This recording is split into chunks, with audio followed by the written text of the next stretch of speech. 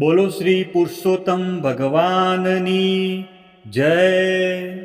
જય શ્રી કૃષ્ણ મારા વડીલો. આજે છે પવિત્ર પાવન પુરુષોત્તમ માસના શુક્લ પક્ષની 11. તો આ સુદ 11ના શુભ દિને માણીએ પુરુષોત્તમ માસની મહાત્મય કથાનો 11મો અધ્યાય અને વણિકની કથા વાર્તા.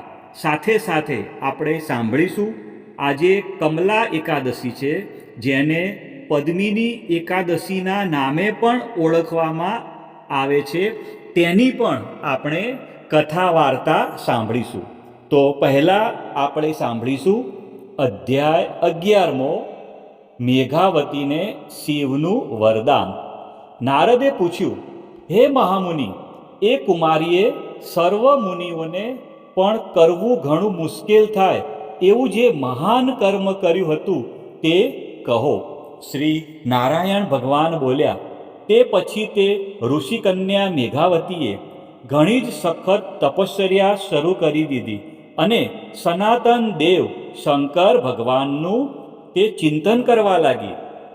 જેમનું લલાટ ચંદ્રની કળાથી શોભી રહ્યું છે અને જટા જૂટથી જે ઘણા જ શોભી રહ્યા છે, એ શંકર ભગવાનનો આશ્રયકારી એ બાળા ઘણું આકૃત તપ કરવા લાગી.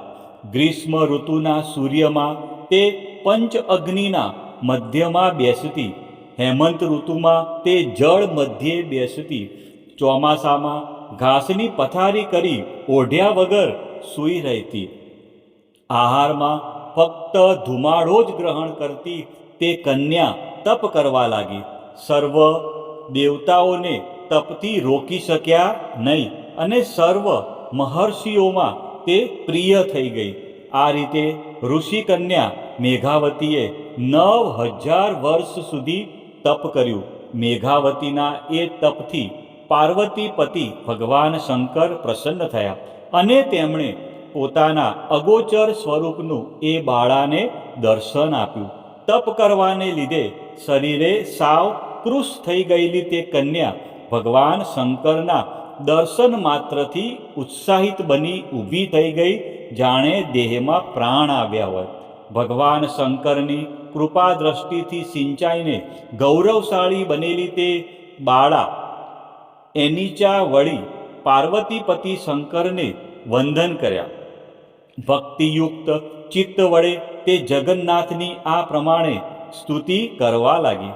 હે પાર્વતીના પ્રિય પ્રાણનાથ, હે પ્રભુ શંકર, હે ભૂતેશ, હે ગૌરેશ, હે શંભુ, ચંદ્ર સૂર્ય અગ્નિરૂપ દિવ્ય ત્રિનેત્રવાળા, ગળામાં સર્પોની માળા ધારણ કરનારા હે પ્રભુ, તમને મારા નમસ્કાર છે. મનુષ્ય અનેક સંતાપથી ઘેરાઈને શરીરે પીડાયો હોય, ઘોર સમુદ્રમાં ઘણા જ ડૂબકા ખાતો હોય અને દુષ્ટ સર્પ સરખા કાળની તીક્ષ્ણ દાઢોથી દંસાયેલો હોય, તો પણ શરણે આવેલા પર કૃપા કરનાર આપને શરણે હું આવી છું. સર્વ દુઃખોથી છૂટી જાય એવું કંઈક કરો. હે જન્મ મરણને હરનારા, આપને મારા નમસ્કાર છે. હે પાપને હરનારા પ્રભુ, હું આપના શરણે આવી છું, મારી રક્ષા કરો. એમ મન તથા વચનથી શંકર ભગવાનની સ્તુતિ કરીને એ તપસ્વીએ મેઘાવી કન્યા શાંત થઈ. તેણીએ કરેલું એ સ્ત્રોત સાંભળી સદાશિવ ભગવાનનું મુખ કમળ પ્રસન્ન બન્યું. તેમણે એની ઘણી સખત તપશ્ચર્યાથી સંતુષ્ટ થઈને આ પ્રમાણે કહ્યું, હે તપસ્વીની, તારા મનમાં જેની ઈચ્છા હોય તે વર તું માગ, હું તારા પર પ્રસન્ન થયો છું. શિવજીનું એ વચન સાંભળી કુમારી મેઘાવતી આનંદમાં મગ્ન બની. તેણીએ અતિશય પ્રસન્ન થયેલા સદાશિવને આ પ્રમાણે કહ્યું. બાળા બોલી, હે દીનાનાથ, જો આપ મારા પર પ્રસન્ન થયા હોવ તો મારા મનમાં જેની ઈચ્છા છે તે આપ આપો. મને પતિ આપો, પતિ આપો, પતિ આપો, પતિ આપો. પતિ સિવાય મારા હૃદયમાં બીજી કોઈ ઈચ્છા નથી. શંકર ભગવાનને એમ કહી ઋષિકન્યા મેઘાવતી તે વખતે બોલતી બંધ થઈ. મહાદેવે તે મુનિ કન્યાને આ પ્રમાણે કહ્યું, હે મુનિ કન્યા, તે તારા મોઢે જે કહ્યું તે થાવ. તે 5 વાર પતિની માગણી કરી, તેથી હવે તારે 5 પતિ થશે. જે પોતાના ગુણોથી પ્રખ્યાત, શૂરવીર, દાનવીર, ધર્મનું આચરણ કરવાવાળા, જીતેન્દ્રિય, પર સ્ત્રીની સામે કદી ખરાબ દ્રષ્ટિથી ન જોનારા, રાજવંશી ક્ષત્રિયો અને ગુણોથી શોભનારા હશે. મહાદેવજીનું આવું વરદાન સાંભળી મેઘાવતી ડઘાઈ ગઈ અને બોલી, હે પાર્વતીપતિ, તમે આ કેવું વરદાન આપ્યું? એક પુરુષને 5 પત્નીઓ હોય છે, પણ એક સ્ત્રીને 5 પતિ હોય તેવું મેં જોયું નથી કે સાંભળ્યું પણ નથી. મારા સંબંધમાં આવું વચન બોલવું આપને યોગ્ય નથી. આપના આવા વરદાનથી જગત આખામાં મારી હાંસી થશે. હું આપની ભક્ત છું. આપ કૃપા કરી મને આવું અયોગ્ય વરદાન આપશો નહીં. આ તો મારી વર્ષોની તપસ્યા એળે ગઈ એવું મને લાગે છે. આમ બોલી તે અત્યંત દુઃખી થઈ રુદન કરવા લાગી. તેને આમ વિલાપ કરતી જોઈ ભગવાન શિવ બોલ્યા, હે ભયભીત થયેલી બાળા, આ જન્મમાં એમ નહીં થાય, પણ બીજા જન્મમાં એમ થશે. મહામુનિ દુર્વાસા મારી પ્રિય મૂર્તિ છે. તેમના શબ્દોનું તે અપમાન કર્યું છે. એ જો કોપાયમાન થાય તો 3 જગતને બાળી નાખવા સમર્થ છે. અને સર્વ દેવોને જે પ્રિય છે એવો ગોલોકપતિ ભગવાન કૃષ્ણનો પુરુષોત્તમ માસ તે કર્યો નથી, અને ઉપરથી તેનો તિરસ્કાર કરી તેની નિંદા કરી છે. એ કારણથી તારા 5 પતિ થશે. અમે બધા દેવો પણ પુરુષોત્તમ માસને શ્રદ્ધાપૂર્વક સેવીએ છીએ. જો શ્રેષ્ઠ રીતે જપ, તપ, વ્રત, પૂજા કરવામાં આવે તો પુરુષોત્તમ ભગવાન જલ્દી પ્રસન્ન થાય છે. પણ તેઓનું અપમાન તો કદી જ ન થાય. મેં તે એમનું અપમાન કર્યું છે, તેનું ફળ તારે ભોગવવું જ પડશે. એમ બોલી ભગવાન નીલકંઠ શંકર તરત અદૃશ્ય થઈ ગયા. અને એ ઋષિ કન્યા તો ટોળાથી વિકુટી પડેલી મૃગલીની પેઠે ચકિત જ થઈ ગઈ.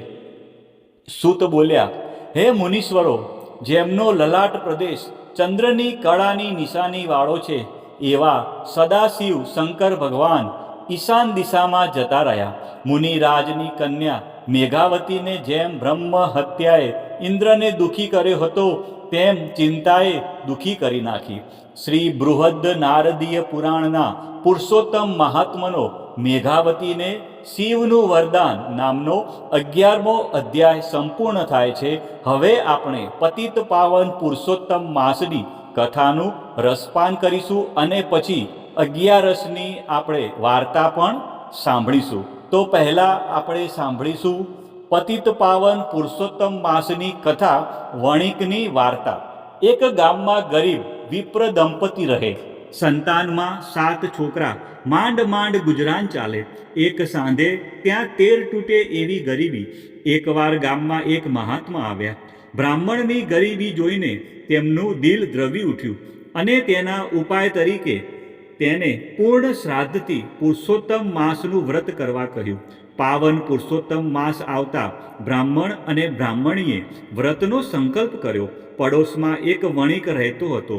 ચમડી તૂટે પણ દમડી ન તૂટે એવો મહાકંજૂસ, ક્યારેય દાન ધર્મ કરે નહીં. સંતાનમાં એને 7 દીકરી પણ દીકરો એકેય નહીં. પુરુષોત્તમ મહિનામાં લોકોને વ્રત કરતા જોઈ વણિકે પણ વિચાર કર્યો કે મારી પત્ની ગર્ભવતી છે, લાવને હુંય આ વ્રત કરું. કદાચ પ્રભુ દયા કરીને આ વખતે મને દીકરો આપે. વણિકે પણ વ્રત શરૂ કર્યું. એ પણ બ્રાહ્મણી સાથે નદીએ નાહવા જવા લાગ્યો. ત્યાં સ્નાન કરે, વાર્તા સાંભળે, પણ જ્યાં દાન દક્ષિણા આપવાની વાત આવે ત્યાં આડું જોઈ જાય. કદી કોઈને કશું આપ્યું ન હતું, એટલે પાઈ પૈસો આપતા જીવ ન ચાલે. એમ કરતા કમલા એકાદશી આવી. રાત્રે શેઠને પુરુષોત્તમ પ્રભુએ દર્શન દીધા અને કહ્યું, હે વણિક, જીવનમાં તે કોઈ પુણ્યનું કામ કર્યું નથી. તે કદી ભૂખ્યાને ભોજન અને તરસ્યાને પાણી આપ્યું નથી. તારી પાસે આટલી અઢળક સંપત્તિ હોવા છતાં તે કદી પાઈનું દાન કર્યું નથી. પછી ભગવાનની કૃપા તારા ઉપર ક્યાંથી આવે? પણ હે શેઠ, ભલે સ્વાર્થવશ પણ તે મારું વ્રત કર્યું છે, તેથી હું પ્રસન્ન થયો છું અને તને પુત્ર પ્રાપ્ત થશે. પરંતુ તારે મારી વાત માનવી પડશે. તારા એ પુત્રના ભારોભાર સુવર્ણ દાન તારી પડોશમાં રહેતા દરિદ્ર બ્રાહ્મણને કરજે અને એના દરિદ્રને ટાળજે. આ પ્રમાણે કરીશ તો મારી કૃપા તારા ઉપર સદાય રહેશે. સપનામાં દર્શન આપીને પ્રભુ અંતર ધ્યાન થઈ ગયા. પ્રભુના દર્શનથી શેઠના સર્વે પાપ બળી ગયા. સૂર્યોદય થતાં જ ડાયણે પુત્ર જન્મના સમાચાર આપ્યા. શેઠે એને મોં માગ્યું ઇનામ આપ્યું અને દિલ ખોલીને ગરીબ ગુરબાનને દાન દીધા. પ્રથમ પ્રહરે જ ગરીબ બ્રાહ્મણને બોલાવ્યો અને પુત્રના વજનના જેટલી સોના મોહરોનું દાન કર્યું. બ્રાહ્મણનું દરિદ્ર ટળ્યું. આખી જિંદગી બેઠા બેઠા ખાય તો પણ ન ખૂટે એટલું ધન બ્રાહ્મણને મળ્યું. બ્રાહ્મણ બ્રાહ્મણીએ અને શેઠ શેઠાણીએ આ જીવન પુરુષોત્તમ વ્રત કરવાનો સંકલ્પ કર્યો. હે પૂર્ણ પુરુષોત્તમ ભગવાન, તમે જેવા બ્રાહ્મણ બ્રાહ્મણી અને શેઠ શેઠાણીને ફળ્યા એવા વ્રત કરનાર સૌને ફળજો. હવે આપણે સાંભળીશું પદ્મિની અથવા કમલા એકાદશીની કથા વાર્તા. ધર્મ રાજા આગળ ભગવાન શ્રી કૃષ્ણ કહે છે કે હવે દર 3 વર્ષે આવતા અધિક માસની બંને એકાદશીના મહાત્મો કહી સંભળાવું છું. પવિત્ર અધિક માસની શુક્લ એકાદશીનું નામ પદ્મિની છે. આખો માસ વ્રત કરનારે આ એકાદશીનું વ્રત અવશ્ય કરવું જોઈએ. આ એકાદશીનું સંપૂર્ણ ફળ કહેવાની બ્રહ્માજીમાં પણ શક્તિ નથી. દસમને દિવસે કાંસાના પાત્રમાં ભોજન અડદ, મસૂર, ચણા, મધ અને પારકા ભોજનનો ત્યાગ કરીને એકટાણું કરવું અને એકાદશીના દિવસે સ્નાનાદિથી નિવૃત્ત થઈને ભગવાન વિષ્ણુનું જ પૂજન કરવું. સ્નાન કરતી વખતે આમળાનું ચૂર્ણ ચોળવું. ભગવાન વરાહથી પવિત્ર થયેલી પૃથ્વીની રજ તથા ગોમય આદિથી પણ સ્નાન કરીને પવિત્ર બનવું. પવિત્ર સ્વચ્છ વસ્ત્રો પહેરીને તાંબા અથવા માટીના કુંભની સ્થાપના કરી તેમાં ભગવાન નારાયણનું પૂજન પ્રતિષ્ઠા આદિ કરવું. નૈવેદ્ય આદિથી ભગવાનને પ્રસન્ન કરવા આ દિવસે પાપી મનુષ્યો સાથે સંભાષણ, અસત્ય, અન્ન અને અધર્મથી બચવું. બની શકે તો દૂધનો આહાર લઈને કે ફલાહાર કરીને ઉપવાસ કરવો. રાત્રે હરિકીર્તન, ભજન આદિ વડે જાગરણ કરવું. બારસને દિવસે કુંભ પર પધરાવેલ ભગવાન નારાયણનું ઉત્તમ ભોજન કરીને બ્રાહ્મણ ભોજન કરાવીને પારણું કરવું. આ વ્રતના પ્રભાવથી મહાબળવાન લંકાપતિ કાર્તવીર્યના હાથે પરાજિત થયો હતો. તેનું આખ્યાન આ પ્રમાણે છે. ત્રેતાયુગની આ કથા છે. માહસ્મતી નામની નગરીમાં હૈહય નામે એક રાજા રાજ્ય કરતો હતો. તેના વંશમાં એક કૃતવીર્ય નામે પુત્ર જન્મ્યો હતો. તેને 1000 સ્ત્રીઓ હતી, પરંતુ કોઈના ઉદરથી પુત્ર જન્મ થયો ન હતો. રાજાએ એના માટે અનેક તપો, વ્રતો અને નિયમો લેવડાવ્યા, પરંતુ કોઈ ફળ મળ્યું નહીં. નિરાશ થયેલા કૃતવીર્યને આખરે વૈરાગ્ય આવી ગયો. મંત્રીઓને રાજ્ય સોંપીને તે જંગલમાં ચાલી નીકળ્યો. 1000 રાણીઓમાં વધારે માનીતી હરિશ્ચંદ્રની પુત્રી પદ્મિની પોતાના પતિની પાછળ પાછળ ચાલી. રાજ્ય સુખ સંપત્તિનો તેણે પોતાના પતિની ખાતર ત્યાગ કર્યો. ગંધમાદન પર્વત પર પોતાના પતિની પાછળ પાછળ ફરવા લાગી. રાજાએ એ પર્વત પર બેસીને 10,000 વર્ષ સુધી તપ કર્યું. આ તપથી રાજાનું શરીર હાડપિંજર જેવું બની ગયું. એકવાર પદ્મિનીએ મહાસતી અનસૂયાને પ્રશ્ન કર્યો, હે માતા, મારા પતિદેવ હજારો વર્ષોથી પુત્ર સુખ માટે તપ કરી રહ્યા છે, છતાં એ તપના ફળદાતા ભગવાન કેમ પ્રસન્ન થતા નથી? અનસૂયાએ કહ્યું, હે પરમ સાધ્વી, પુત્રનું વરદાન મેળવવા ભગવાનને પ્રસન્ન કરવા અને તપ કરવાની જરૂર નથી. અધિક માસની શુક્લ એકાદશીનું વ્રત કર. માતા અનસૂયાના કહેવાથી પદ્મિનીએ આ વ્રત કર્યું. વિધિપૂર્વક પૂજન અને જાગરણ પણ કર્યું. આથી ભગવાન તેના પર પ્રસન્ન થયા અને તેને દસે દિશામાં વિજય મેળવે તેવા પુત્રનું વરદાન આપ્યું. રાજા પણ પત્નીના આ વ્રતથી પ્રસન્ન થયેલા ભગવાન વિષ્ણુના ચરણોમાં પડી ગયા. તપશ્ચર્યા પૂર્ણ કરીને રાજા અને રાણી પોતાના રાજ્યમાં ગયા. થોડા સમયમાં રાજા રાણી બંને પહેલાની જેમ તેજસ્વી બની ગયા. ભગવાનના વરદાનથી એને ત્યાં 10મે મહિને એક મહાબળવાન પુત્ર જન્મ્યો. તેનું નામ કાર્તવીર્ય પડ્યું. એ કાર્તવીર્યે મહાપરાક્રમશાળી રાવણને પણ કેદ કર્યો હતો. પદ્મિની એકાદશીના પ્રભાવથી એ પુત્રનો પ્રભાવ 3 લોકમાં વૃદ્ધિ પામ્યો. જેને ત્યાં સંતાન સુખ ન હોય તેવાઓએ પુત્ર ધન કે યશની ઈચ્છાવાળાઓએ આ એકાદશીનું વ્રત અવશ્ય કરવું. બોલો શ્રી પુરુષોત્તમ ભગવાનની જય.